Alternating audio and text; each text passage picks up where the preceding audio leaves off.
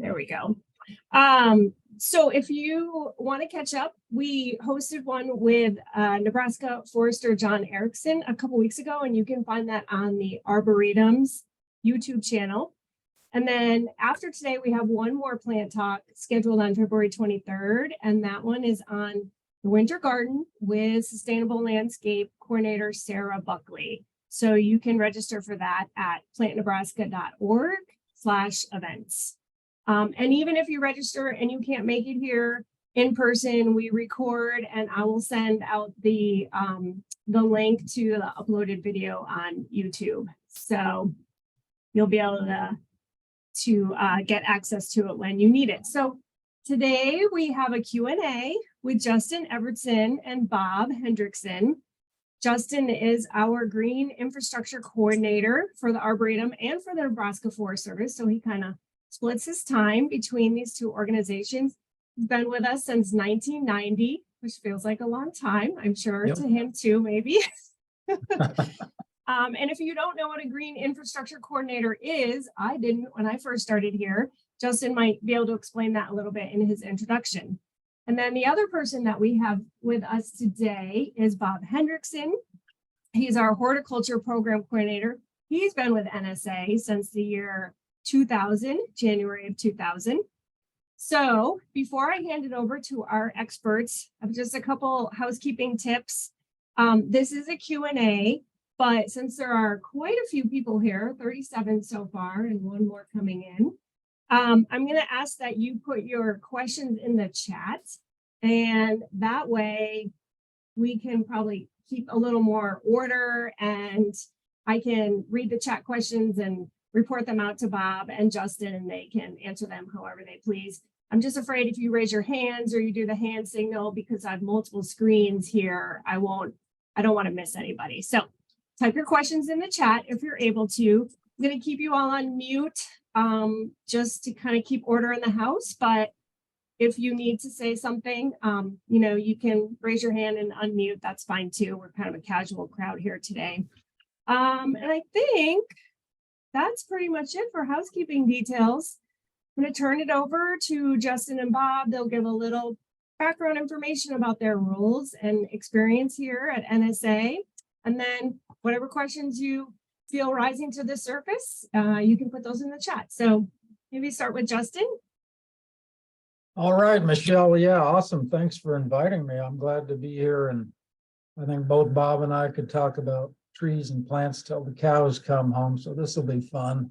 I've been with the Statewide Arboretum and the Forest Service since 1990, believe it or not, a long time. So I've kind of drifted more into being tree focused the last several years of my work here. So I really try to think about what kind of trees can we be trying more of, trees and shrubs more in our part of the world, and exploring those trees. And believe it or not, I was in Tennessee earlier this week, traipsing through the woods of the Smoky Mountains, and was able to see trees starting to wake up from their winter slumbers. So yeah, this is a fun time of year to talk about it. So yep, I'd appreciate it. I'll probably focus. Bob knows everything about every plant that ever existed. If no way. Like. I focus on trees and shrubs. So go for it, Bob.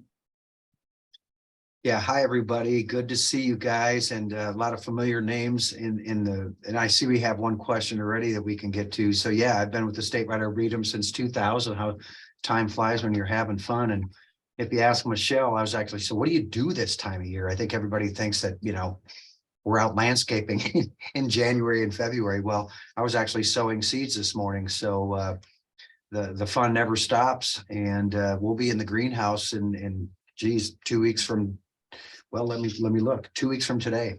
So here we go. So glad to sit with you guys and talk plants today. And, I'll just put a quick plug in. You can tune into KZUM, Lincoln, kzum.org every Wednesday at 11 o'clock for a radio show I host called How's It Growing? Love to see you guys tune into that. All right, cool. Well, Beth is going to kick us off with a bang here. She's got 3 questions, and then I see some others coming into the chat too. So The first one's about cottonwoods. She has one and it does not produce the seeds, the white fluff that kind of annoyingly blows around the neighborhood. So she's wondering, could it be a monoecious? Am I pronouncing that right? Monoecious, yeah. Okay, thank you. Monoecious. Right, I'm still learning. I'm brand new No, to that's NSA, no, so. Michelle, that's a great question. So the trees come in monoecious forms or dioecious forms. Monoecious means house of one, and that means a tree that can produce its own seeds or has male and female flowers on the trees. Cottonwoods are dioecious, so one tree is male, one is cottonwood or female, and she might have a male version of that tree for sure. So Yeah, and you can tell in the spring, the males have different flowers. So if you just look up online images of male cottonwood catkins, you'll see what they look like, because actually they're kind of cool. yeah, And they're edible too. I've never put that on my wish list, because when I read about it, people will fry them up and stuff and eat them.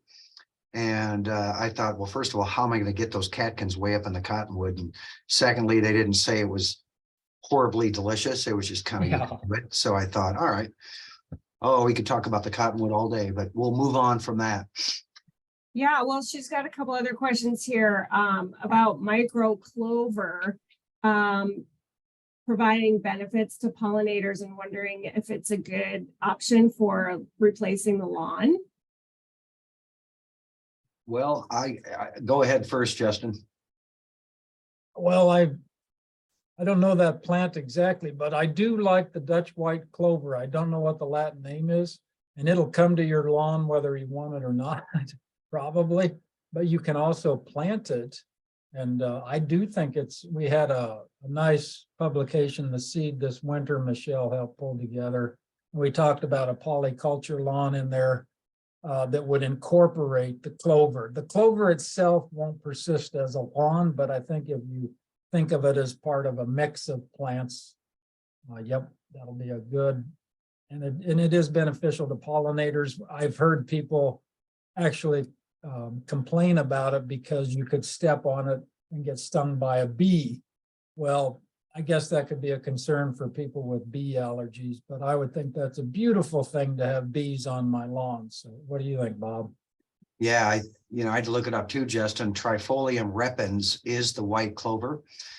The variety Pipolina is the microclover. So I have never been around anybody's yard in Lincoln, anywhere in Nebraska, where I've seen that little miniature microclover planted as a lawn alternative. I've had people ask me, and my first answer to them is don't do it. It does not tolerate high heat and drought. I think that's one of the reasons you're not going to see it here in Nebraska do very well. Maybe on the East Coast, it might be a little better, but they have heat too. The top growth dies back in the winter, which can leave bare spots and lead to erosion if you just do a clover lawn with nothing else. It doesn't tolerate shade at all. The seeds are expensive and not readily available in your retail stores. And and it doesn't flower. It's mostly foliage, some flowers, but not nearly, if you're after helping pollinators, I say convert it to a meadow type of garden, and you can do shade meadows, you can do sun meadows, and do more of a landscape beds. And maybe if you have you want your lawn, well, like Justin said, let it be a mix of things, but use your lawn as the pathway between your beds. Is what I say. Yep. I have seeded Dutch white clover in lawns over the years, and it fades for me. But I can tell you, like in parks and public spaces, it'll persist in a niche where it finds itself able to come along year after year. Like Bob said, it'll fade here and there, but it'll pop up other places. So it can be a little frustrating that way. That's why I think if you're after a polyculture lawn, you just got to include 3 or 4 types of plants, including cool season grasses or buffalo grass, if you like. You bet. So as Justin mentioned, just to put in a little plug for those of you who are not yet members of NSA, we do a beautiful free publication for our members every year. It's called The Seed. And this year, the theme was Let's Rethink the Lawn. It had tons of articles about polyculture lawn and using sedges and native pollinator. So if you're interested in becoming a member, you can go to our website.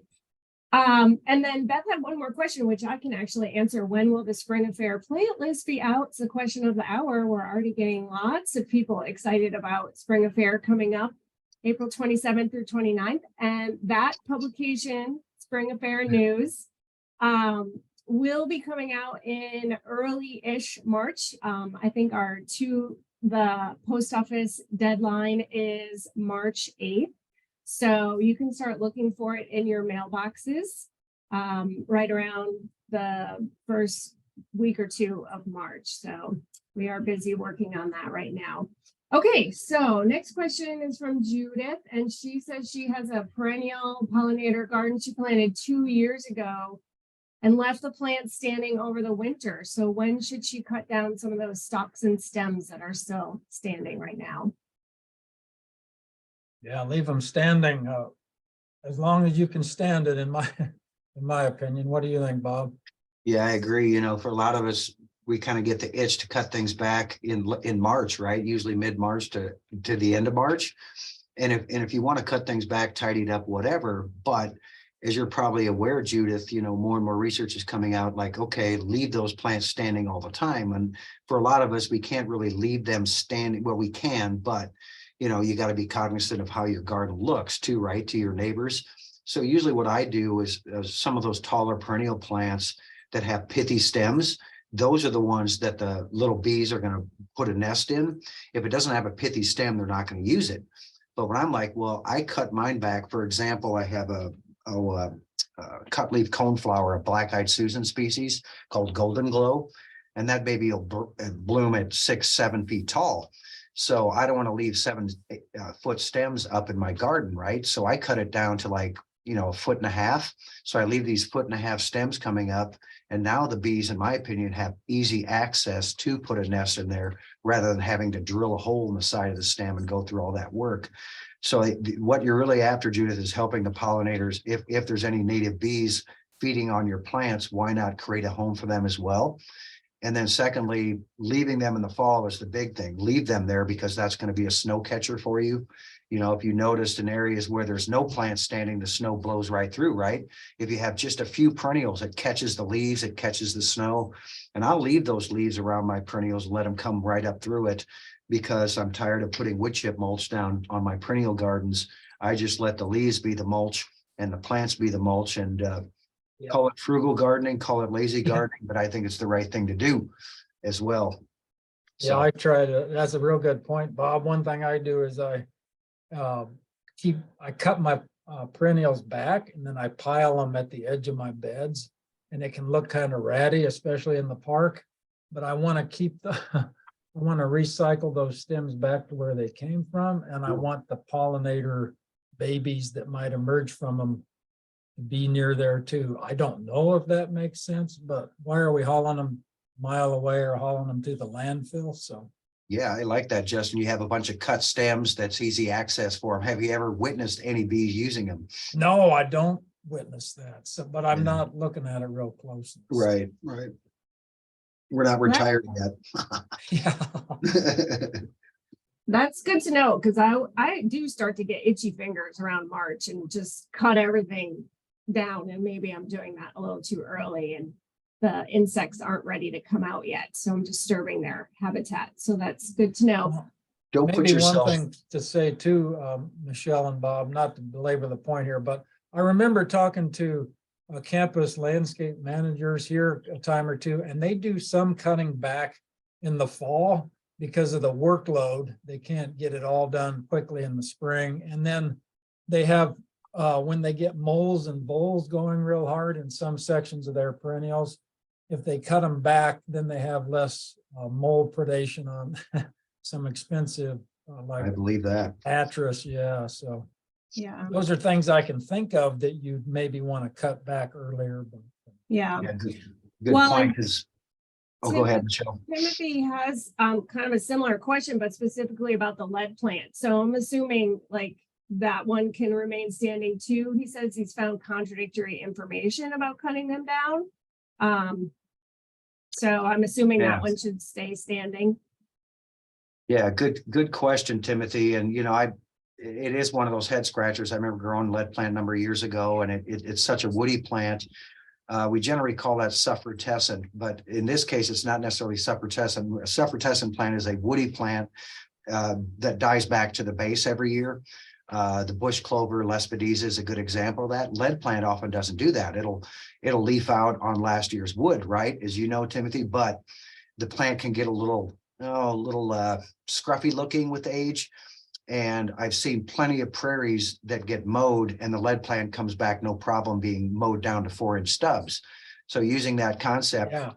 I'll usually come in and I'll cut those stems back hard to around 2 feet, just because I don't want to cut them to little 4-inch stubs, because I'm like, well, what if it doesn't come back? So and it sounds like you have enough, you have plants already. So experiment a little bit, maybe take some down to 2 feet, take one down to 1 foot, maybe take one down to 6 inches and see. Then you're going to learn what was the best thing to do for that lead plant to look good for you down the road. What was that word you called it again, Bob? I think it's suffrutescent. Suffrutescent. Yeah. And Jersey tea is kind of like that, where Yeah. I'm always nervous about cutting it back. Yeah. And if you don't cut it back, the rabbits sure will for you. And they kind of Yeah. answered that for me. They took it down to stubs for me every year and it would come back just fine out of those stubs. Interesting. Okay, It's fair Alan. to say, sorry, Michelle, I'm gonna ask No. Bob, is it fair to think that prairie plants are kind of genetically programmed to tolerate that chewing and You know it for sure. And lead plant, buffalo bellow plant, it was favorably called by the Pawnee because when that plant was in bloom, they knew the buffalo were soon to be coming to rut. And that signaled when to go for the summer hunt, because the summer hunt was a big deal, obviously. And they used the timing of that plant's bloom to know, well, it looks like August 15th, we better be heading out on our big hunt, plants with their calendar. Yeah. And so, yeah, you're right. Definitely made for overgrazing and grazing, that periodic grazing the buffalo did and moved on. And yeah, they're all built for it. That's so cool. I'm always amazed by how much you guys know. Just like the depth of your knowledge just blows my mind. We're winging it, Michelle. Okay, so Alan said for my UNL Extension Cohort workshop yesterday, is there such thing as a Norwegian spruce that's a hybrid of Norway spruce and maybe white spruce? And if so, does it or should it have some resistance to some of the many problems of the native spruces, especially Colorado spruces? Yeah, maybe before we answer that, Will Locke, did you have a? Thank you, Justin. And you've helped us, you folks, all of you, Karma's here too, have helped us at Hastings College so much. But what students in science classes and environmental classes want to help, and they beg to help clean up the rain gardens in late March. So we do that. But I'm glad to hear cutting off at a foot, 1.5 feet is a good thing. I've been doing about a foot. I'll cut them off a little higher, but it'll be toward the end of March, and then we'll be really busy with planting in April. And then a lot of the classes want to do identification, and I think it's a little easier to see the new plants coming up if we've, like the big sunflowers and the great big plants anyway, we have out of the way. That's my comment. Thank you, Michelle. Yeah, thanks, Will. Good to see you again. Those are good points. And Will has a great big bioretention garden to manage. I don't know how you get it all cut back. It's So huge. much, how many plants you got to do there, but. And Will and others don't overthink that. Well, but I'm not helping pollinators. What you have in that garden and others is habitat, and habitat what I'm talking about is at the ground level habitat. So, I remember years ago when I had a guy cut back the perennials for me. He worked for me and I wasn't there when he cut it back. And when I finally got up to see the bed that he had worked on, he had raked every little leaf and everything up out of the beds. It was like bare soil. I'm like, dude, no, no. So in other words, leaving those leaves behind, leaving last year's litter behind and whatnot, you're doing yeoman's work just leaving that, as far as I'm concerned, and helping out beneficial insects that are overwintering in that duff. Good. Yeah, Okay. regarding that spruce question, Alan, I have not heard about this No, potential hybrid between Norway spruce and white spruce. I question that. I would think since they're separated by continents, I wouldn't think they'd hybridize very easily, but I could be wrong on that, so. no, you're right. In fact, Alan, I Googled it while we were chatting. And Norwegian spruce is just another name for Norway spruce, right? And so I don't know if that extension person was who was talking about this hybrid, Alan. Did they give it a name?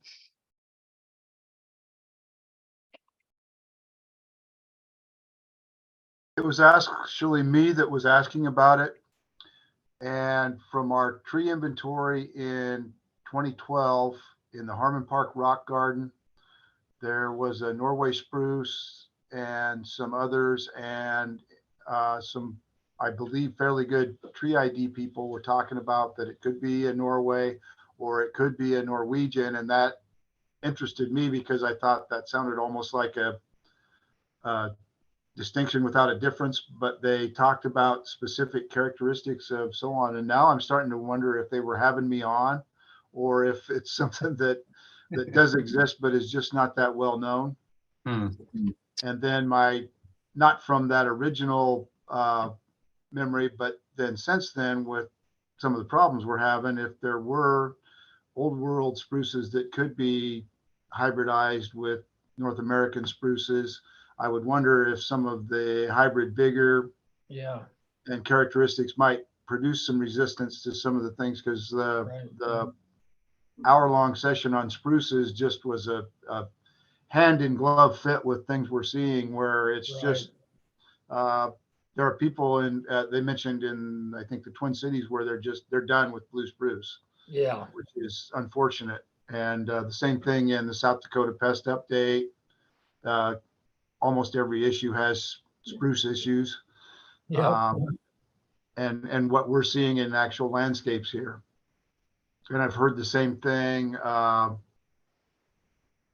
believe, from like the Scotts Bluff area, that it's harder and harder to have a mature Colorado spruce or blue spruce, and in degrees of difficulty with white spruce or Black Hill spruce and on down the line in that genus.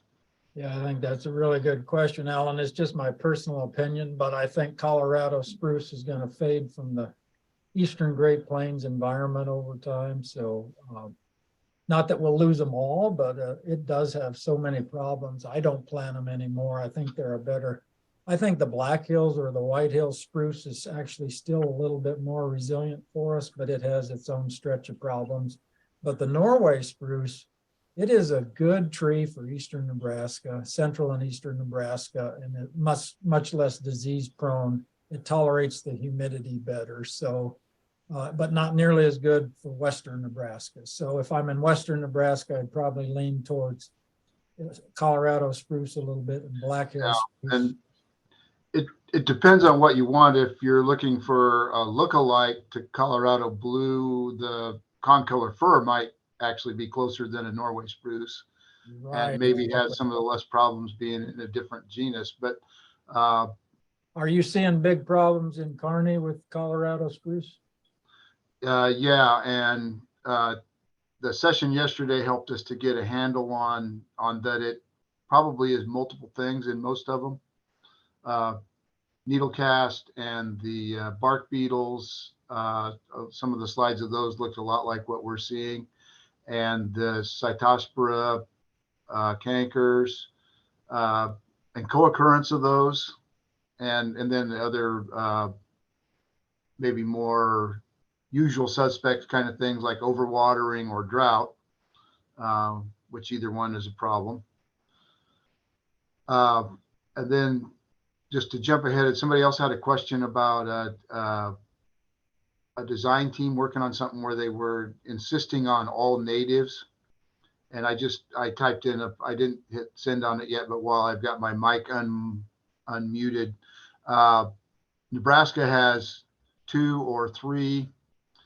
And if you're really liberal about how you count the western border, maybe 4 native conifers, and that's it.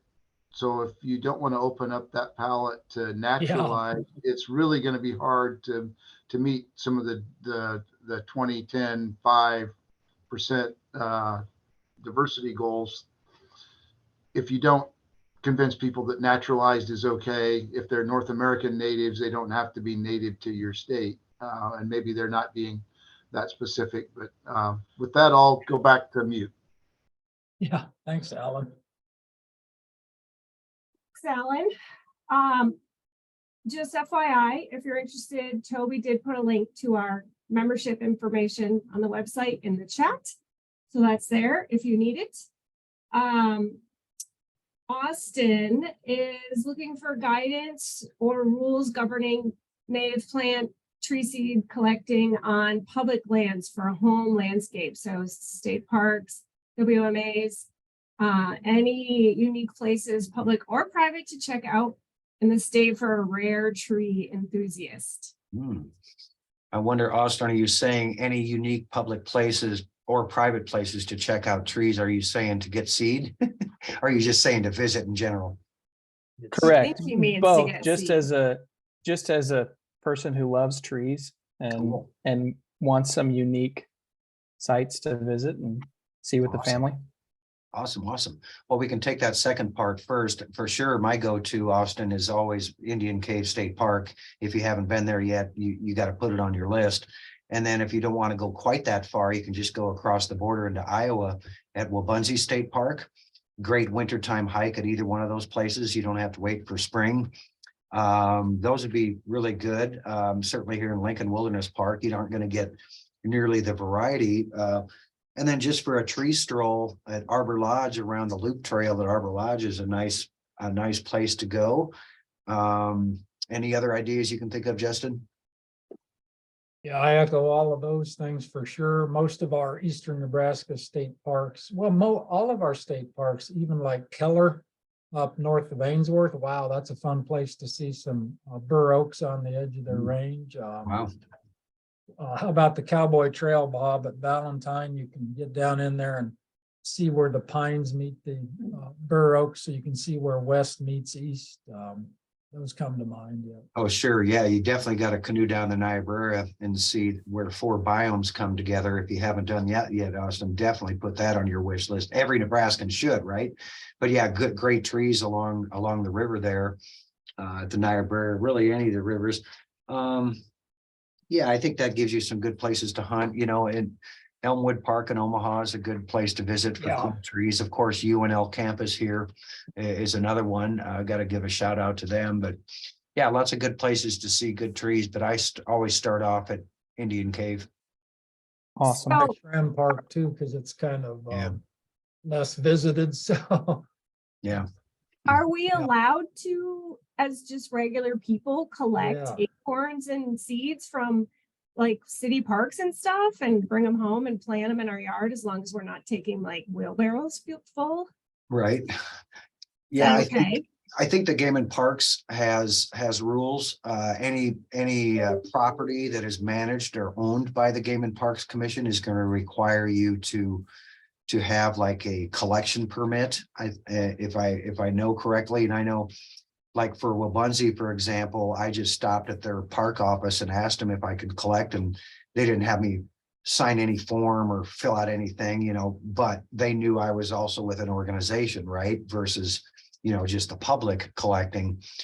But yeah, I would just say, I don't know off the top of my head, Austin, Game and Parks type areas, which is going to be most of your natural areas in Nebraska. I would contact them and find out before you take any chances. Austin, they can I just jump give in? verbal permission, right, Bob? And Yeah, Can I jump in for a second? for sure. Austin, we have like 100 affiliate sites across the state too. You could always reach out to some of those sites and at least just to see some different cool tree varieties across the state. And of course, getting permission from them to talk to them about maybe collecting some seed, that's on them. But you know, I put the our website in the chat for that as well. So if you want to check out some of those affiliate sites, it'd be a good start too.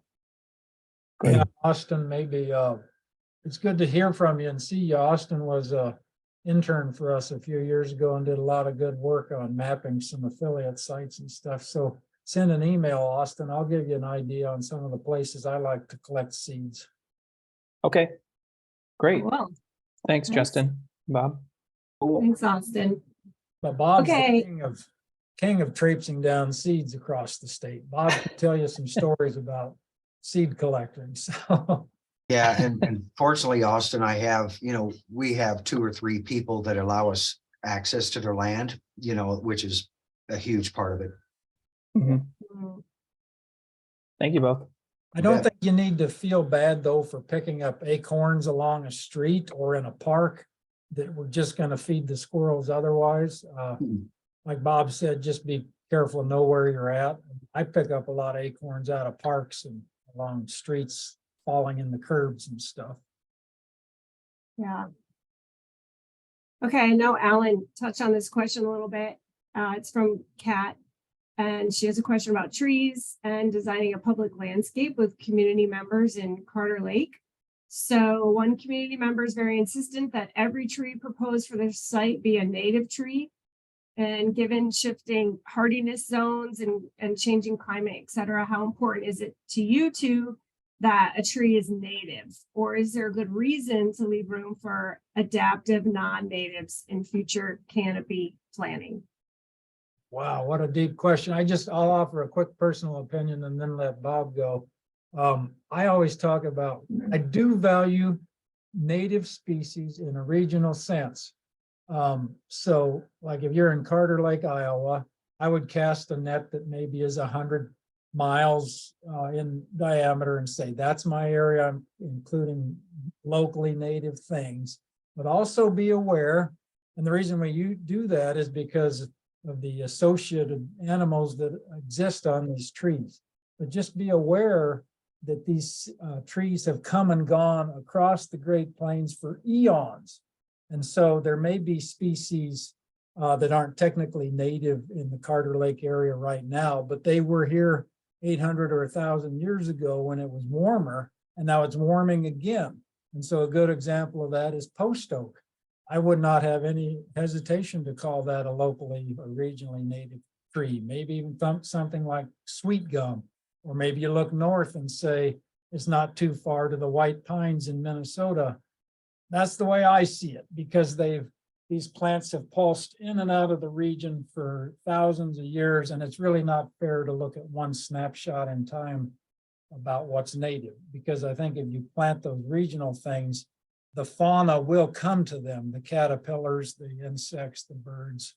That's just how I look at it. That's a really deep conversation. I wouldn't limit it to one county, or you're really going to have a very narrow palette of plants to choose from, Kat. That's just my opinion. What do you think, Bob?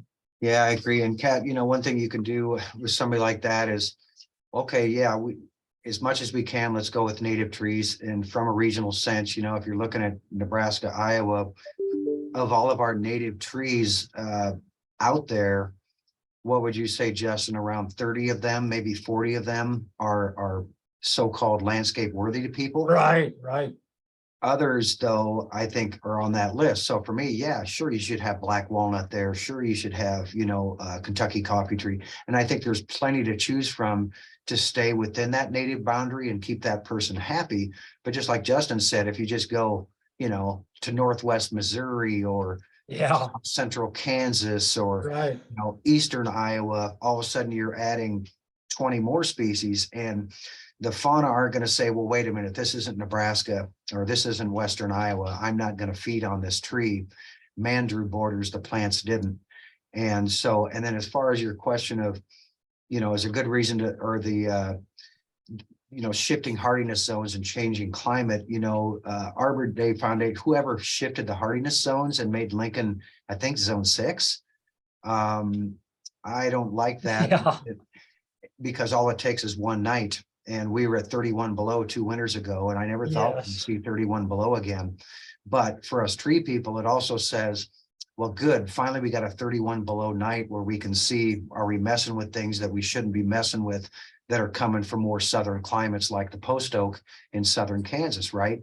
Another thing with that native person is, are they going to know where the seed came from for the trees that they're picking out, right? Were the trees collected locally? We only have one grower in the state. I'll put a shout out to Great Plains Nursery that is dealing with collecting local ecotype seed, but they aren't sticklers either. And if there's a big old white oak that's not native, but it's growing on some street corner, they're going to collect acorns from that too, because it's proven itself to be adaptable. So the changing climate, both Jess and I agree that native trees are the trees of the future, but Nebraska seed source, because 99.9% of the trees out there in the landscape right now never came from a Nebraska seed source. And we're trying to change that and get trees that are actually from Nebraska populations, and of course, Western Iowa populations out into landscapes. But right now, your choices are limited, and as far as finding local ecotype native trees. But yeah, they're out there. It's just, as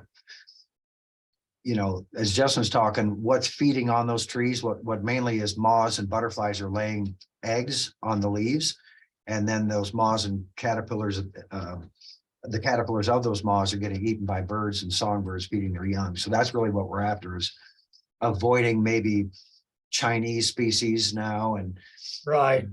That type of thing, and go with more North American species, and your insects will be fat and happy.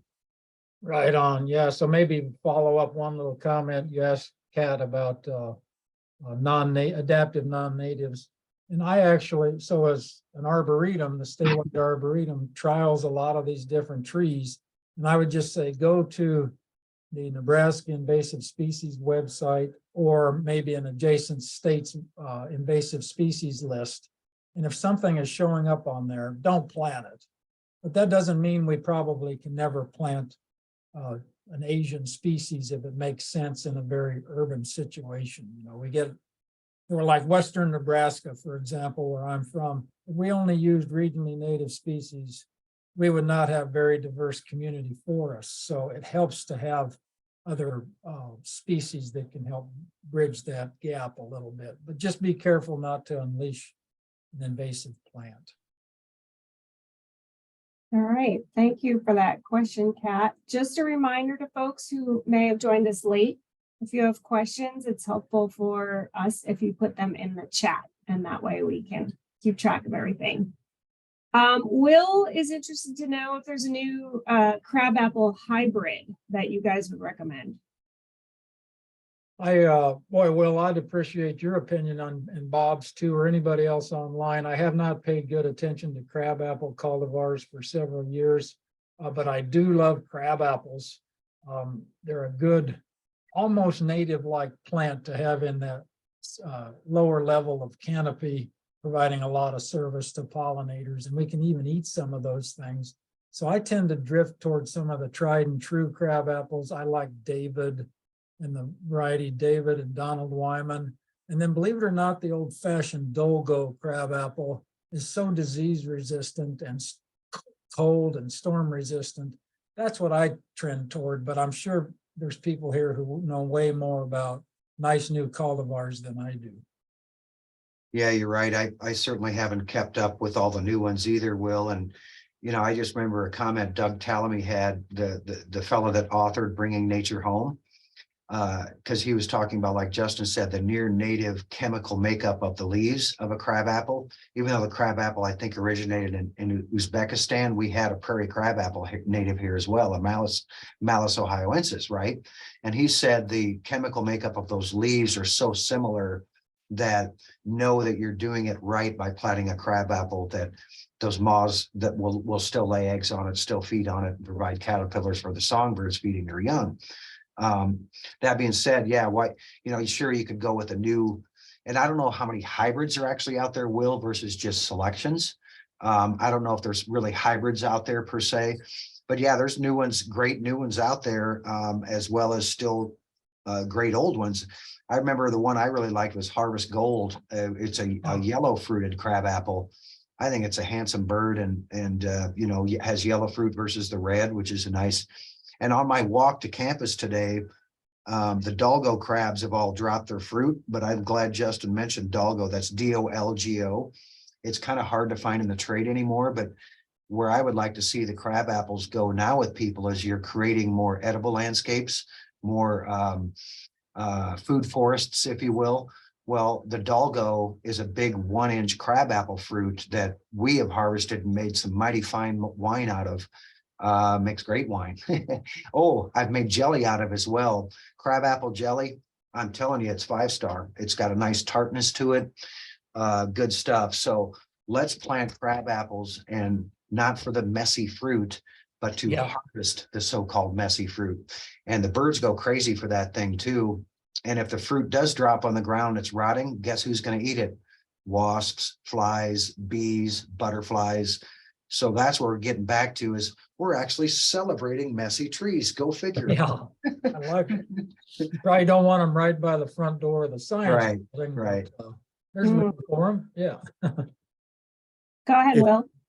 Well, my response, and Justin and I've worked with Justin and Bob, and thank you so much. We're planting small crabs to replace aging out groupings of 3 and 5. That's Paul Right. Newley's genius. We're using a lot of prairie fires. So Yeah, I still hear good things about prairie fire, although I've also heard it's not quite as disease resistant as it used to be. okay. Just time is, the diseases have gotten genetically different over time, and now they're into prairie fire a little bit, but I don't think it's a bad tree.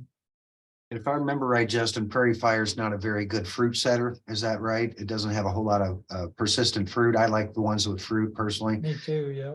On prairie fire, I would just say to them, Will, it's like, that's great. We're planting crab apples. Let's just not plant 50 prairie fires. Okay. Yeah. Let's plant 3 of this, 3 of that, 4 of this, 4 of that. Would you spell the species that you mentioned that had the big fruit? Yeah, Dolgo, Dolgo. And you can still find those selections, folks, if you're interested in just planting them wherever. Stark Bros. Stark Brothers is Okay. a very old nursery that specializes in fruit trees, and they still have, and I know, Will, they had more than just the Dolgo. They sell crab apple varieties that were selected for their large fruit. Thank you. I mentioned David and Donald Wyman. I just love their rounded shapes and disease resistance for both of them. So, No but there doubt. are so many, Will, and a place I like to go to look at new cultivars is the Iowa State University horticulture group. They always keep their list current of what's available out there. And, it's dependent on what the nursery industry is pushing and having in the pipeline, but that's the little bit I know about it. And there are so many out there, I don't know how to keep up. Yeah, there's some fantastic new cultivars. Justin, is one called Tina. Is that Heard a of Tina. Sargent? Is that a Sargentii? I think you're right, yeah. Look into Sargentii. It's a Sargent's crabapple. It's overlooked. It's a, what would you say, almost wider than it is tall, Justin? Yeah. And it's just a really cool crabapple. And I think Tina is a highly ranked selection, if you will. I'm trying Right. So Kathleen in the chat said she's had good luck with Royal Raindrop. But then Alan suggested not so much luck with Royal Raindrop. Interesting. In Kearney. So Ah. do you have any experience with that one? No, I've heard Not good things about usually. it. Oh, yeah, the purple Royal Raindrop is a purple leaf, and the golden raindrop is not as purple, but more of a golden fruit. Otherwise, they're kind of closely related, if I remember right. And I've had good luck with Royal Raindrop in Waverly, but Oh, I okay. only have a couple of them. We've used Royal Raindrops the last few years. They're smaller, but they've done well. And Alan, the way I look at, was it the tree's fault, or what was the root system like? Was the root system compromised? What was the soil like where you planted them? I call it the proverbial 3 strikes and you're out. So unless you got it from a different source with a better root system, planted in a different area, maybe, you know, made improvements in the soil, you can't really say that the royal raindrops didn't perform. Because there's so many variables involved. Mhm. It's Kathleen said she planted hers northeast of her house, and it's doing well. She's in Sarpy County, so a little more information there. Yeah. It's a unique site where it's on 3 sides of a formal garden around a fountain. And there are 6 on each side. And I believe we have for a total of 18. And I think we've replaced several and are losing several more. They don't seem to have a very long lifespan compared to some other crabs, and also seem to have some problems when they're young. The greater problem might be the formal design where you need a row of them all the same, and the difficulty of having that. And as soon as you lose one, it becomes, you know, very significant. And then when a smaller one goes back in there, and the same thing. And Bob mentioned 3 strikes. I have more like 2 strikes. I'll try the same thing in the same place twice. But if I lose a second one, then it's going to be a different tree, or it's going to be a different location. Right. And I would just say, Alan, as you're digging up in a formal row, you don't have that option either. So right. We're looking at, I guess, maybe leaning towards something that's more native or naturalized, and going with service berries was where we kind of landed as a possible replacement. It wasn't our design and it wasn't our installation, but then we get the forever after. Right. Architects. When you're replacing the same tree in the same spot for the 3rd time, and you don't get to use my 2 strikes rule, then that's and as an individual tree in a different location, it's to me, it's very interesting because it's easy to ID once you know it. If it's a crab tree that has leaves that look like a maple, you've got it. Yeah, and I would just say, Alan, as you're digging up those dead trees, or for anybody, as you're digging up a dead tree, examine that root system, because you'll learn a lot, and you'll say, oh, this is probably why that tree died. Maybe the root system's all bound up, or you have girdling roots, or whatever the case may be. Maybe you didn't, but it doesn't hurt to look. One suspicion might be that they have heavier shade than they would like. There's a lot of larger overstory trees in the vicinity, so that may be part of it. I don't believe it's mower blight or any of the more common don'ts that we see, especially on private landscapes. We try to do better than that, but what it is specifically, I don't know. But we are on I would guess a 15 to 20 year, if you want to call it a trial. We're at around 50% survival, and have had some replacements that have also not thrived. Okay, thanks, Alan. I've got a couple more questions here that I want to be sure we get to. I'm going to go to Karen's first, and then Austin had another question. So Karen is wondering if either of you have experience with Meyer spruce. LP NRD has been offering those as seedlings sourced from South Dakota. Yeah, a quick personal opinion. Yes, I've planted several Myers spruce out in Waverly where I live. And then we're trying to push it along for more trial and testing. So we put some in our test plots. Yes, I think that's a spruce, even though it's not native to North America.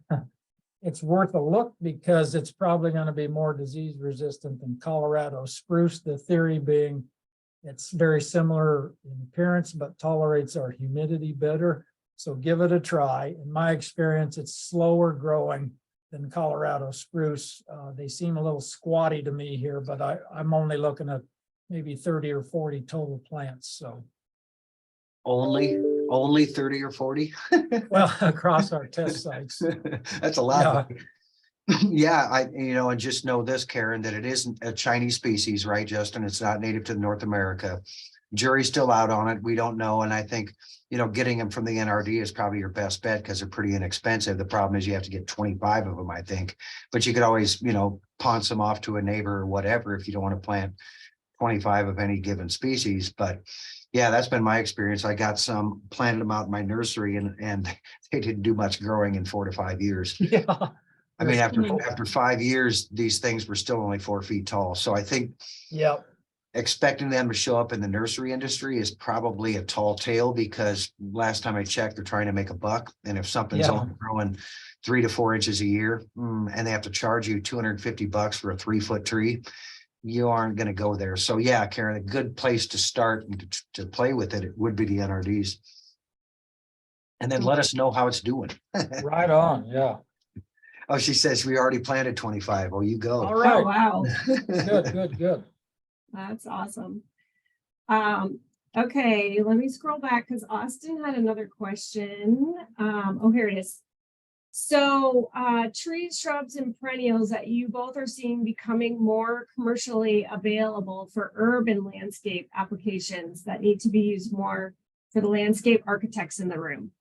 I'll throw out just a few woodies here for you, Austin, and then let Bob do others, but right off the top of my head, we don't plant enough chinkapin oak, and it seems to be maybe more available now.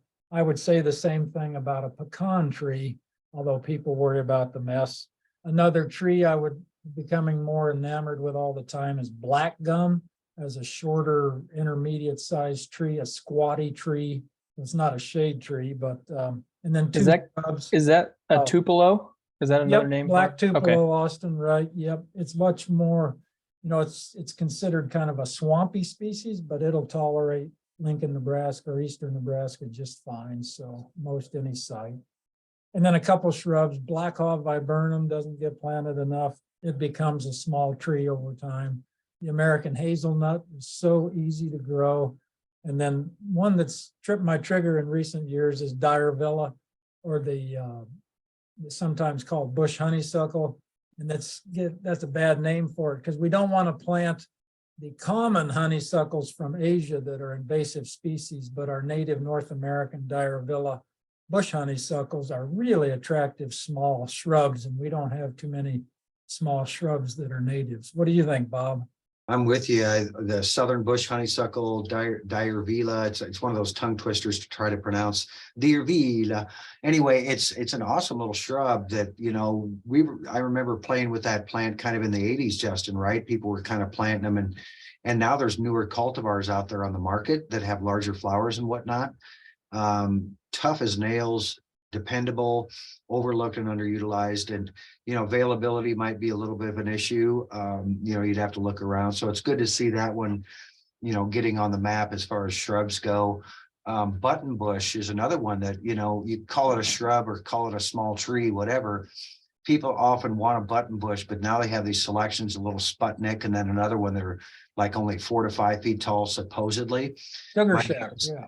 The plant didn't read the tag, and after Right. 15 years, you're probably still going to have a 10-foot tree, but it'll take its time getting there. But just as an architect, cite a button bush so it can eventually grow into a small tree. I have friends that have button bushes that have pruned them into small trees. I mean, they developed into small trees on their own. Gorgeous 15-foot little tree. And then as far as another tree, I have to give a shout out to dwarf chinkapin oak, and Justin mentioned chinkapin, the big 60 to 70 foot tree. Well, a dwarf chinkapin, you guys should be speccing in projects that it's hot, dry, like really hot and dry spot, and we want the look of an Amer maple, but we want to go more native with that look. So it's generally multi-stemmed, 25-footer, tough as nails. Or you can get them from a nursery. Oftentimes they'll grow them both single stem and multi-stemmed, like Great Plains Nursery. I'll shout out to good source for those. And then the hickories I got to put out there for trees. You could never find a hickory before, but in my opinion, one of my favorite trees is bitternut hickory. And for an architect, speccing the bitternut in all sorts of projects, it's faster growing than you would ever think, tough as nails, and the fruit is only about a foot. So it kind of disappears right in the grass. It's not a messy tree, and great butter yellow fall color. It's just a win-win. Man, yeah. You asked a loaded question, Austin, because Yeah, man, we could talk all day. he wants perennials too. Come on, man. Yeah. This is great yeah. information. Yeah. This is great information. Yeah, Yeah, that's but good.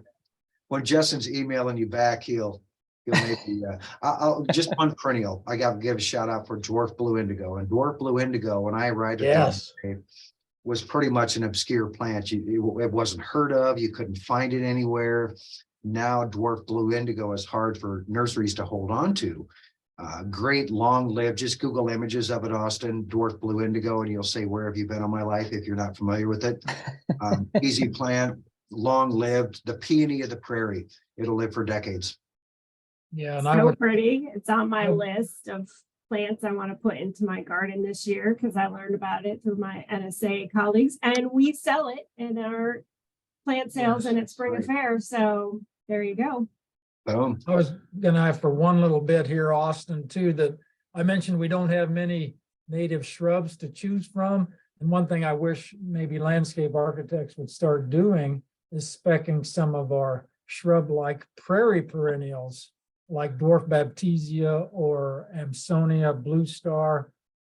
Those can be good substitutes to other, where we think we need shrubs. So just a thought out there. Okay, great. Well, there aren't any other questions in the chat. We have technically a couple more minutes. If anyone is just has this burning desire to get their question answered, you can hop on and ask in our video here, or otherwise, unless you guys have something else to add to wrap it up. I mean, we're coming right up on the end of the hour here. I've always been curious that, I know Bob gets asked this a lot, but Bob, we're hearing more and more about sedges all the time. Maybe could you just talk about maybe 3 of your favorites to, because there's a dozen to choose from. How can I just focus on 2 or 3 maybe? Yeah, right. Well, I think the easy answer is, well, it depends, right? If you're dealing with, there's woodland native sedges. So these are native sedges, folks, in the Carex genus, not the, what am I thinking of? The yellow nut sedge. The yellow nut sedge is not a true sedge. It was an introduced weed from Europe. It's not native. So get that out of your head that it's going to be this invasive species. I think for me, probably my favorite is probably the Springles sedge, or longbeak sedge, it's also called. If you just Google longbeak sedge, you'll see images of it. I mean, it's a more of a, I'm a workhorse for you. I'm not going to be loud and showy. I don't have pretty flowers and I don't have pretty seed heads, but I'm interesting. When it blooms in the spring, which is often late March, it has these cool like mop top little seed flowers on it, the male flowers, and then it gets these dangly little seed heads on it, which is interesting more than it is ornamental per se. But talk about a tough sedge. It can grow in full shade, dry or wet, to full sun, dry or wet. And I've seen it used in all of those. It's native as far west, sorry about my ding, it's native as far west as Shadron. I've seen it in the Pine Ridge. So it's a good, tough lawn alternative under trees. And then I also like, if you're looking for a nice fine textured little bunch type one, the little rosy Right. sedge, it's called Carex rosea. Rosy sedge doesn't have rosy colored colors on it. I don't know where it got its name. That's another lookup for another day. Why call it rosy sedge? Anyway, it's a very fine textured 12 by 12 inch little tuft that you can plant in the shade with other shade loving plants like wild geranium or woodland phlox, or, wild columbine, Solomon seal, things like that. So we can get the turf grass out from underneath our big trees. So you never have to mow there again, compacting the soil. And then the leaves that drop off the trees can kind of nestle in amongst those little bunch plants that you have. So you don't have to rake under your trees anymore, or provide supplemental irrigation as well, because they're all very drought tolerant. So it's a win-win all the way around for creating these sedge meadows underneath our trees. And yeah, like Justin said, there's at least a half dozen species, if not more, especially if we start going more of a regional sense, like the Appalachian sedge, gorgeous thing, easy to grow. Oh, golly. And then, Muskingum. Yeah. The Muskingum sedge, the Carex muskingum. Yeah, muskingum, the palm sedge. Yeah, palm gets sedge is tall. a good one. Yeah. Okay, we have 2 more questions that I want to get to, and then we have to let people go because it's supposed to be a lunch hour thing. You and gotta I'm get here back to early. work. very much on the clock kind of person. So Kathleen wants to know about how to control Japanese beetles in persimmon. And Terry wants a recommendation for a good climbing vine for a trellis in Lancaster County. Cool. Last two Try the questions. Japanese beetle. Kathleen, I would have asked the Nebraska Department of Agriculture how they're controlling Japanese beetle, because I don't know how. And I haven't seen it real bad on my persimmons yet. But so that scares me that we're gonna start seeing it bad on persimmons. Yeah, that is pretty What- wild that they're attacking your persimmon. I had not heard that either. And, you know, I'll tell my story. I have a grapevine at home and I know they love grapes. And Lincoln knew it was coming because Omaha had problems for years. And so I had bad Japanese beetles. I'd get on my ladder and do the old soapy Yeah. bucket treatment where I'm tapping them into the bucket. And I learned they get smart. All I would have to do is move the leaves a little bit and they're all like out of here. The next year, cardinals laid a nest in that vine. I had no Japanese beetles. So they're Oh, like, yeah, there you go. just have it. So invite a few cardinals over. That might Bird help. friendly Put a bird landscape. feeder right next to it. But know this, Kathleen, a lot of entomologists will say this, and others that care for landscapes, that it won't usually outright kill your tree. 99% of the time it will kill your tree because they're feeding so late in the season that those leaves have already done yeoman's work for that tree with the food, So yeah, there's not much you can do to control them. Otherwise, other than don't put traps in your yard to invite more there, right? Right. We're not going to give you an easy solution there, Kathleen, other than I hope they, let up down the road here. And then what was the other question again? What kind The of vines? climbing vine for a Yeah. trellis. Yeah, Terry. So, man, I'm really in love now. Don't let the names scare you. It's a honeysuckle. It's a Lonicera species, but Lonicera sempervirens. Yeah. The coral honeysuckle is native to the southeastern United States. And oh man, I'd have to Google it and cheat here, but I'm trying to think of some of the cultivar names.